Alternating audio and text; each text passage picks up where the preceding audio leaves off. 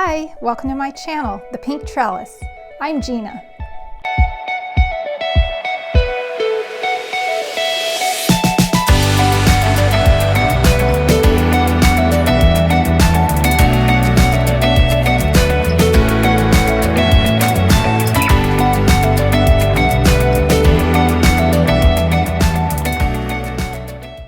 Hi everyone, welcome back to my channel.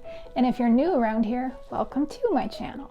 There are a few guarantees in life, like the sun will always rise in the east in the morning and the sun will always set in the west in the evening. Or if you're a plant owner, you are gonna have to deal with bugs. Definitely not one of my favorite guarantees in life. For the most part, I've been pretty lucky when it comes to pests. On occasions, I've dealt with spider mites, mealybugs, and thrips, and of course, the dreaded fungus gnat. The hardest part for me is that I don't like to use chemicals to treat for pests. It's always my last resort. I'll try natural methods first, like for spider mites and thrips. I'll do the Castile soap and vegetable oil and water mixture. And it works, but it's a really long process of trying to eradicate them. And in the end, I'm not even sure that I actually got rid of them. But I am happy to say that I am finally fungus gnat free. I used the sticky traps for them, which work great. And then I also had purchased it's a plug-in device that it has a sticky mat at the bottom and it sucks in the bugs. And I don't know, I guess it worked. I'm not sure it's worth the money, but it is pretty cool. So in a nutshell, I just don't like bugs. I'm okay with ladybugs. Those are okay. And I don't like to fight bugs. And I've made the decision to only keep the plants that are not so prone to bugs. At the moment, I'm bad bug free, I think, but most likely not, right? However, there is one bug that I know I need to deal with, and that is a soil mite. I first noticed them in my African violet pots, so I quickly Googled it and read that they're harmless and healthful, so I was like, cool, and I didn't think any more about it. However, now I've noticed them in my Hoya Heuschkeliana Variegata plant, and there are a lot of them, and it's really bothering me. So I Googled it again, and I found some interesting information about them. I wrote down a few points about them so I don't forget. So I have my list. Benefits of soil mites is they help in the decaying process of organic matter, which improves the health of the soil and the ability of the plant's roots to absorb the nutrients from the soil more effectively. So that sounds good. Number 2, they are an indication that your soil is healthy. And number 3, they help your plant to survive. All things that sound good. And these are the not so good things. Number 1, soil mites are considered a pest and can become an infestation. Number 2, they can carry disease causing bacteria and transmit it to humans. And number 3, they carry the eggs of parasites like tapeworms, which are transmitted to humans. So when I read those things, I was like, okay, it's time for them to go. My Hoya Heuschkeliana Variegata is currently what I would call infested. It is living in an enclosed terrarium right now with my Hoya Heuschkeliana Variegata. And my plan is to completely clean out the entire terrarium and repot the plants in new planters and with new soil and wash down the plants themselves. And then cross my fingers that I can get rid of the soil mites completely without resorting to chemicals. In a terrarium, the humidity always gets really high, and I end up dealing with algae on the outside of the pots as well as on the soil surface. And the mites seem to love this algae. I see them crawling all over the outside of the pots And so I've decided I'm going to remove all terracotta pots that are in terrariums because they seem to be the worst offenders. And I think it's because the terracotta is so porous and it so easily grows this algae. So I'm going to replace them all with ceramic glazed pots. And this is my little project I mentioned in a previous video for those little mini ceramic pots that I had purchased. So today is a bug clean out day and a repotting of all plants in terracotta pots that are in terrariums, and put them into my cute new mini glazed pots. Luckily, these are all pretty small plants, so it shouldn't take that long. All right, let's get started.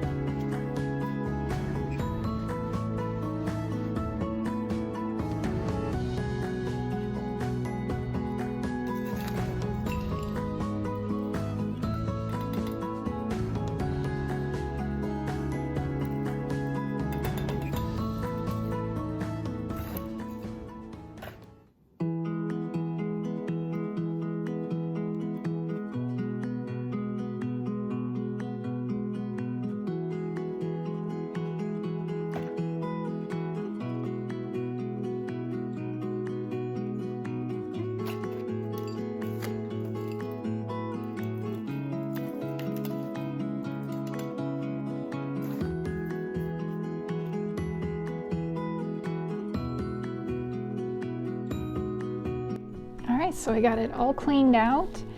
The plants have been washed down. The soil has been replaced. New planters, they're ceramic glazed. And the whole terrarium has been washed out and wiped down. I think we're good to go. I thought I'd give you a little close-up of these planters. Now this one I found at Target, and they used to sell, or they still do, they sell the bigger size, like a 6-inch and then a 4-inch, and now they have this, I think it's a 2.5-inch. It's pretty cute. Looks good with the green, I think. The green and the green. And then this one is one of the pots I got the other day, and that's my Heuschkeliana Variegata that's in this pot. And actually I was really anxious to look at the roots on this one because this plant has just been kind of stalled with growth, but the roots look good, so I think it's just not time for it to grow yet. It will have its time soon, hopefully, but it looks cute in this pot as well. Now I'm going to go work on the other plants that are in terrariums and get those into their new pots. And I'll show you those when I'm all done.